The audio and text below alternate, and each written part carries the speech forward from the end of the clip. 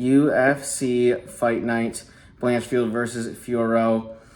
The UFC is in Atlantic City, New Jersey this weekend. You know the drill. I'm going to be breaking down these fights, focusing on the latter half of the card here. Let's get right into it. We are starting with a fight between Nate Landwehr and Jamall Emmers. Landwehr is the plus 150 underdog. Emmers the minus 180 favorite. This one's a really tough one to judge. You kind of have the erratic style of Nate Landwehr contrasted with Jamall Emmers, much more balanced, measured approach. I'm going to err on the side of the more technical guy here in Jamall Emmers. I think he wins a decision. I could definitely see Nate Landwehr making it really interesting in the third. He's super gritty and he's got a great gas tank, but I think Jamall Emmers is going to go up and win the first two rounds and just be able to survive a third round onslaught to get a decision win. Next fight in the welterweight division, it is Chidi and Njokuani taking on Rhys McKee. Chidi is the minus 150 favorite with McKee the plus 125 underdog. Chidi's moving back to welterweight after having about 10 middleweight fights, and I'm not a fan of that move. Usually guys want to move down if they're undersized, if the size of their opponents in their division is becoming a bit overwhelming. Kind of a guy like Joaquin Buckley, who is an example of a guy who made a good move, who we'll be touching on later. But Chidi, I don't think size is ever an issue. I think he was pretty middle of the pack, if not a little bigger than some of the middleweights he was fighting, and the power was always there. He rocked the majority of the opponents he faced. To me, this just feels like this is going to drain him out even more, where gas tank is already an issue for him. He's been wobbled a few times as of late. He's coming off of a knockout loss. I think the extra shedding weight is going to hurt his chin as well. I just don't like this move at all from him. McKee is 0-3 in the UFC. Lost 2, then took some fights in other promotions, and then lost his return to the UFC most recently. So he's still looking for his first win. And would it shock me if Chidi goes out and starches him? No, but I think Rhys will be able to survive a first round from Chidi, and then I think Chidi's just going to, his gas tank is just going to be completely sapped, and McKee's going to get a round 2 KO.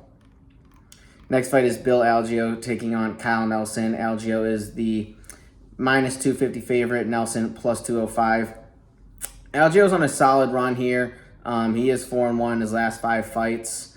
Nelson's kind of on a little hot streak himself. He's won 2 in a row against 2 really impressive prospects in Fernando Padilla and Blake Bilder. Padilla especially is a guy who is super dangerous, and he really had no answer for Kyle Nelson's style. Kyle stays out of harm's way. He's going to try and just grit you out, put you up against the cage, and sort of land what he can and get out of the way. I think Algeo, with his experience, is going to be able to handle that style a lot better than those 2 younger guys and more experienced guys were able to. Kyle Nelson's just the far less dangerous guy here. He's going to be landing the less damaging shots here. I think Algeo wins a decision. Kyle's a really hard guy to put away, but I think Bill Algeo is just going to be busier and be landing more strikes.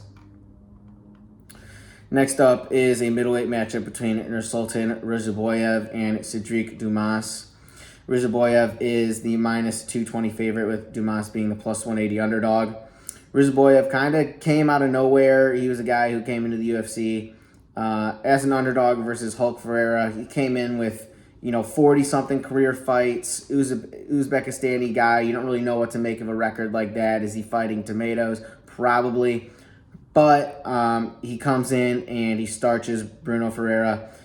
Round 1, pretty much the first shot that landed puts him out. He's a guy who's super tall, uses length really well in that fight. I'm not sure how much you can take away from that, because he's going to be fighting a taller guy in Dumas, so that ridiculous reach and height advantage isn't quite going to be there, even though he is a bit taller.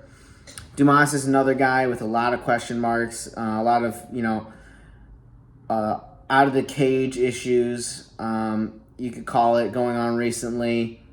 Not going to comment on those too much, but they're just distractions that I think a guy who's a bit younger in the game and less experienced in the game, it's just tough for him to it's going to be tough for him to overcome. I think Ruziboev wins this one by submission. He does have something like 20 submission wins in his career.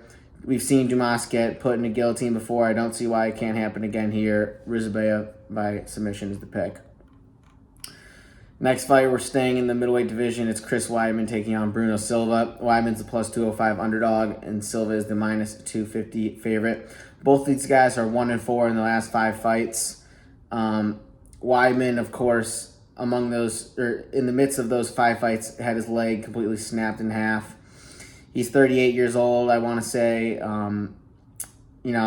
Former champ, of course. He's got that, that never leaves you, but Weidman, I think, has just aged quite a bit more than Bruno has. Bruno's a few years younger, but just from a physicality, athleticism standpoint, I think he's just a much more powerful guy. I don't see Chris Weidman having much for Bruno Silva at all, save for Silva, just getting himself in a really bad grappling pickle and Weidman submitting him. I don't see that happening. USADA being out of the picture. Some people I think are wanting to point to that and think, okay, Weidman could be back. He didn't, I am not considering that at all. I think Silva wins this one by KO. He's a more athletic guy, and that is going to be the pick here. Next up is a welterweight fight between Vicente Luque and Joaquin Buckley. Luque is 3-2 in his last 5 fights. Buckley is 3-2 in his last 5 fights as well. And this one's pretty much a pick 'em. This is going to be Luque's 21st fight in the UFC. Got a lot of miles on him. But, he's won 75% of his fights, I want to say. Recently had his chin cracked for the first time in his career by Jeff Neal, which is a bit concerning. I think when you have guys with that much cage time, once you see that first knockout, you tend to see some more start to add up. But let's not overreact to that. Jeff Neal, hands of steel. The guy hits like a truck. He's taking on Buckley here. This is going to be his 3rd fight in the welterweight division. I think this is a great move for him. He's a shorter guy who doesn't seem like he's having any trouble making 170, so why not put him down there? Buckley's super explosive. Of course, he has probably the greatest KO in UFC history. And yeah, for this one, I'm just going to err on the side of youth and explosiveness here. Luque is super dangerous always, but I kind of like Buckley. I think he's going to be the quicker striker. He's going to land first in some of these exchanges, and I think he's going to find a KO here. Finally, we have our main event. It is Erin Blanchfield taking on Manon Fiorot. Blanchfield is 12-1 overall, 6-0 in the UFC. And Fiorot is 6-0 in the UFC as well. Blanchfield is the minus 185 favorite. This is a really cool matchup between 2 lifelong martial artists, and a fight that, I really don't want to see either of them lose. I think this is a really good title eliminator bout. We're definitely getting the 2 best contenders in the division fighting here. Blanchfield has that grappling background from, when she was a child. Fiorot started karate really young, and then apparently she got involved in some other athletics like snowboarding or something like that.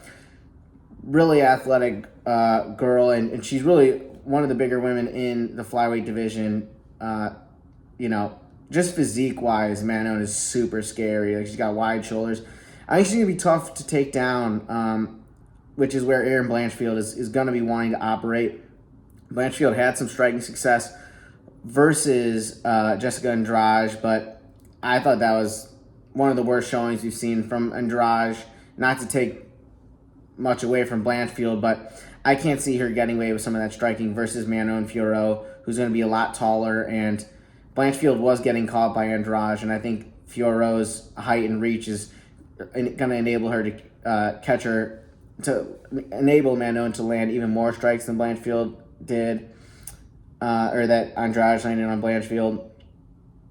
If Blanchfield can take it to the ground, it's going to be a totally different ball game. I think that's going to be tough to do versus someone with Manon's size. She's going to be good at staying off the cages, and if this stays on the feet like I anticipate it will, I think Manon's going to be winning all these rounds. Blanchfield's an absolute dog, so I could see this getting really interesting in the 4th and 5th round, where I think Blanchfield's going to be the fresher fighter, and she's just going to be gritting this one out and not letting up the pressure at all. But I think Fiorot is going to be up on the cards, probably win the first 3 rounds, and have a comfortable lead going into the 4th and 5th round there. I'm taking Fiorot to win this one by decision. She's just the better striker in my eyes. Fight starts on the feet. Blanchfield, if she does try and sell out for a takedown, that's going to be tough on her gas tank. So Fiorot by the decision is going to be the pick.